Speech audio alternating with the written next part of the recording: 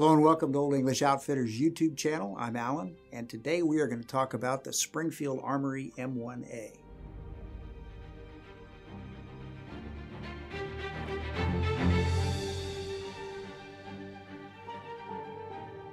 The Springfield Armory M1A, a classic rifle.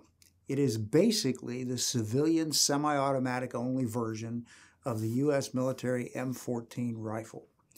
The M14 is kind of an interesting rifle in itself because it was originally adopted in 1959 as a standard issue military rifle.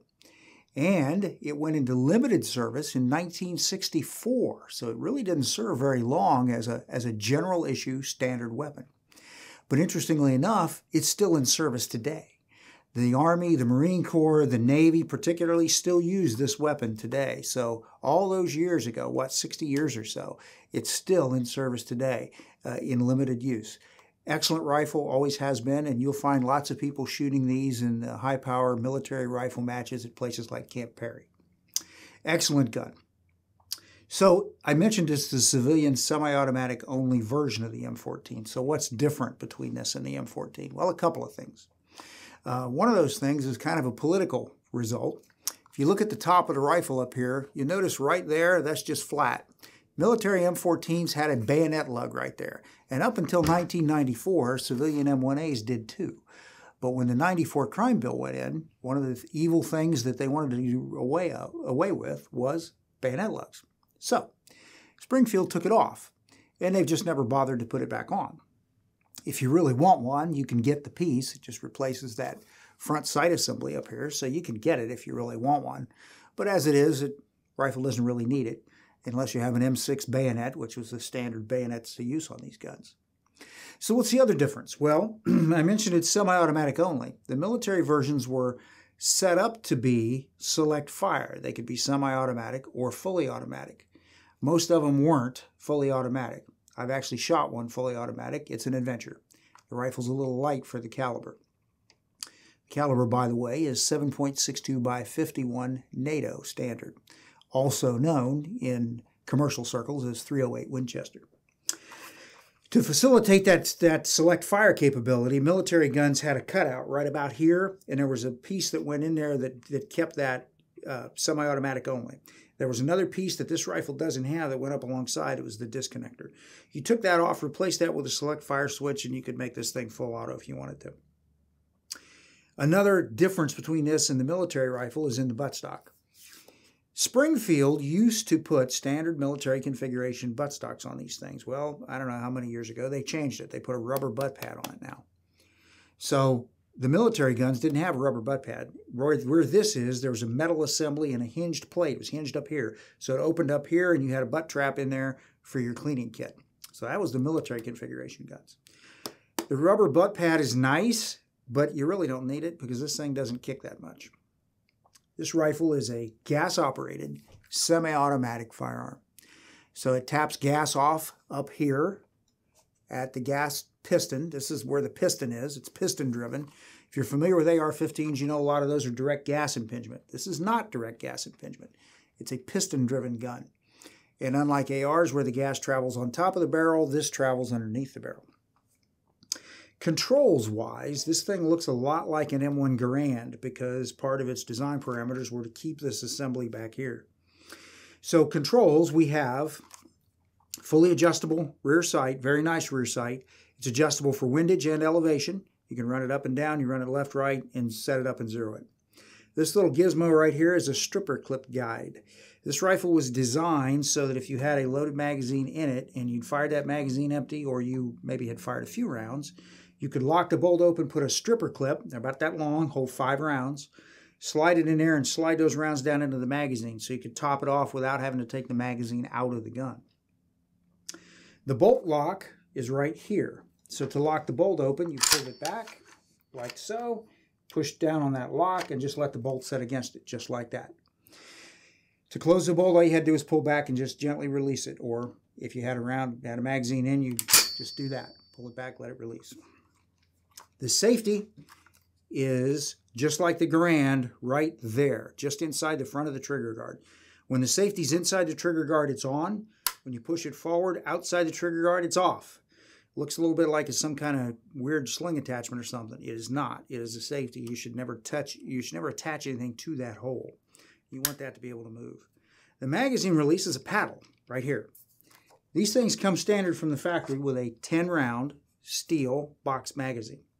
The magazines on these things latch up here and back here. So they go in a little bit of an angle like so. Did you hear that nice click?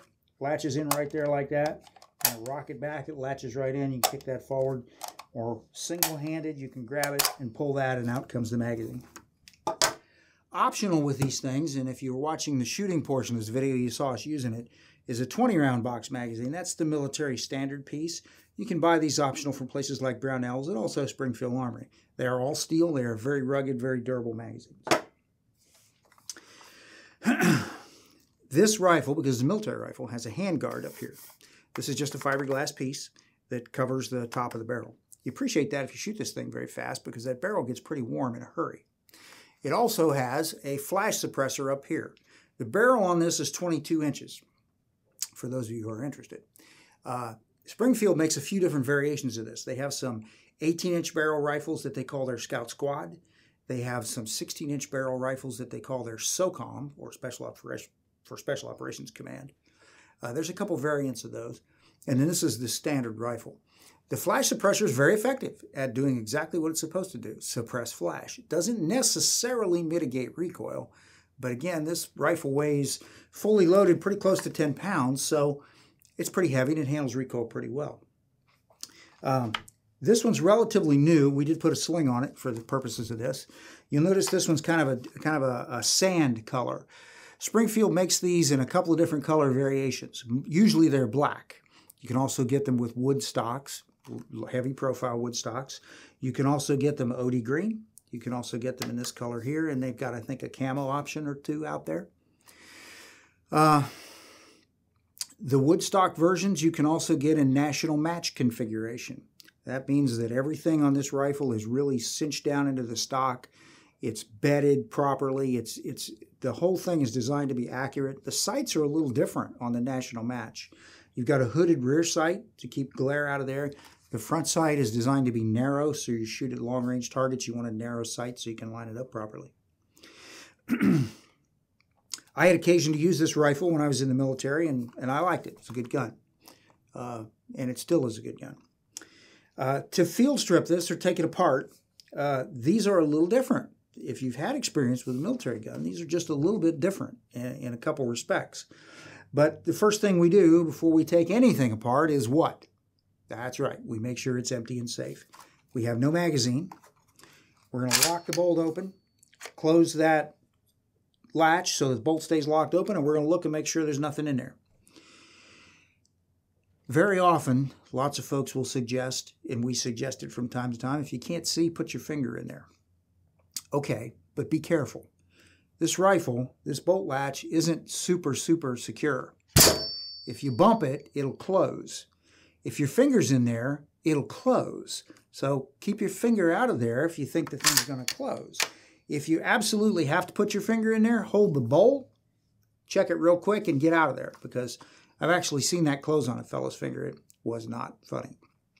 So keep those things in mind. So once we're sure this is empty and safe, we're going to close the bolt, and we're going to make sure the safety is on back into the trigger guard, because we don't want to accidentally trip it and have the hammer fly shut when the trigger group is out. So once we're in this position here, just turn it upside down, set it on its sights, grab this, the trigger guard, and just pull it. It comes loose back here. There's a little tab, just goes into this notch. That lets the whole trigger assembly come out. Once the trigger assembly's out, all you have to do is bump the stock a little bit, and it'll come right off the barreled action, and there you go. There's the main components. Recoil springing guide. We've talked a lot about in disassembly of pistols and things. A lot of manufacturers these days, they use these things where they're captured. This is not captured. So we got to make sure we hold on to it when we get ready to take it apart so we don't launch it. So you pull it back like that, because we got to pull this piece back. This piece right here will slide over. Sometimes you need a little tool to help get it started, but it'll slide over, and that lets this come up and out, and then we want to hold on to this because we got all that spring to pull out of that operating rod, just like that.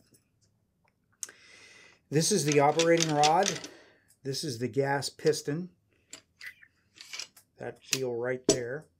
There's the piston. There's the operating rod. There's a departure here in the civilian guns from the military guns. The military guns had a long, skinny disconnector that attached back here and came up along here. The civilian guns don't have that.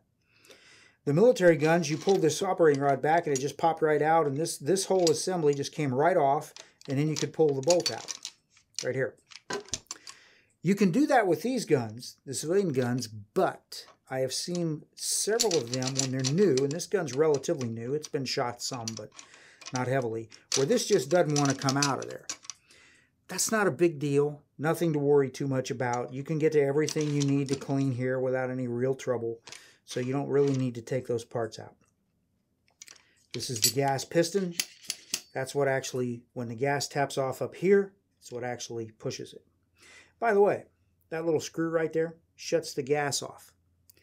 If you were using this weapon like we used it in the Navy sometimes for throwing lines to other ships, or if you were launching a grenade or you needed to make it a single shot, you take that and you turn that so that that's parallel to the barrel and the gas, and it turns the gas off. So now the action won't run. You get a single shot and you have to manually cycle it. That's what that's for. Probably you'll never use it. This can be clean. You can, as long as this is moving any at all, you're in good shape. To take this out, you need a wrench, appropriately sized socket, or the tool that's made for these guns that attaches up here, and you just pull it loose. Word of caution, these things can be really tight on the commercial guns. Be careful with them if you take it off, that you don't booger it up. Make sure whatever you're using is good and solid. You take this off, and then that'll let you take this slide out back this way. If you clean this off and you put it back in there and you clean this out, don't put any oil or anything up in here. Just make sure it's dry. You don't want any lubricant or anything in there that impedes the travel of the gas piston. So from here, if we want to put this back together, the first thing we do is we put the operating rod back in place to get back up on its sights. Now we're going to put this recoil spring and guide back inside the operating rod. Make sure that your little piece here is pulled over to the side, because we got to drop that down in there. And we just got to feed it in. Keep good control of it because it's under some pressure. Push it down, push this over into there, and then that'll latch. We caught it, we're good. Once we got it this far, we're going to put this back in the stock. Pretty easy to do, really. This little tab up here is going to catch up here on the top, drop right back in. These are the locking lugs that lock the barreled action to the trigger group. That piece right there is going to engage up on these things and lock that in place. So first we drop that in, set it back on its sights, take the trigger group, and if you'll notice we got flats here and you got a little cutout right there. That little cutout is for that tab right there on the back side of the sear piece. And these are the two flats that are going to go up there. So if you want to make it easy, just line that tab up with that little notch. And this thing will slide right in there. You'll feel it slide and engage the inside. Then all you have to do is push this down. That's rotating that thing back. That's locking that into place. Push down on it, and we're good. We're back together. Function check. Works okay. Locks open okay. Doesn't shoot when the safety's on. Does when the safety's off. We're good. We're back in business. Good rifle. Lots of fun to shoot. 30 caliber. Not necessarily cheap to shoot, but we've got ammunition for these rifles for in the vicinity of about $16 for 20 rounds, which is really pretty good. It's military spec ammo made by Winchester. We've got plenty of that in stock. So if you need ammo for a rifle this type, it's a good way to go. It's 308. You can shoot a lot of different 308 ammo in it. They're made to shoot military spec rounds, which are going to be in that 145 to 150 grain weight range.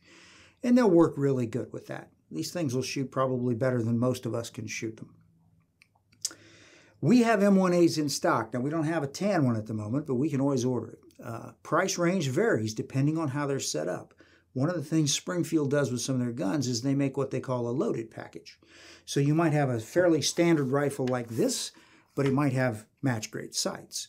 or it might have a match grade barrel, so it might have some slightly upscale components. So price ranges a little bit from about $1,500 or so up to above $2,000, depending on which one you're looking at. Springfield Armory is an excellent company. They've been around for a long time. Really good of them to continue to produce this rifle so that the civilian market can use it. It's just an excellent product. I've had the privilege of using this rifle under a lot of different conditions, and I'm fond of it. So that pretty much concludes what we're talking about here on this. I'll remind you that we are on Instagram. We're on Facebook. If you like this, let us know. If you think it's something you want to see, let us know. Maybe we can make that happen. We appreciate you watching. Thanks for doing so. And until next time, I'm Alan for Old English Outfitters.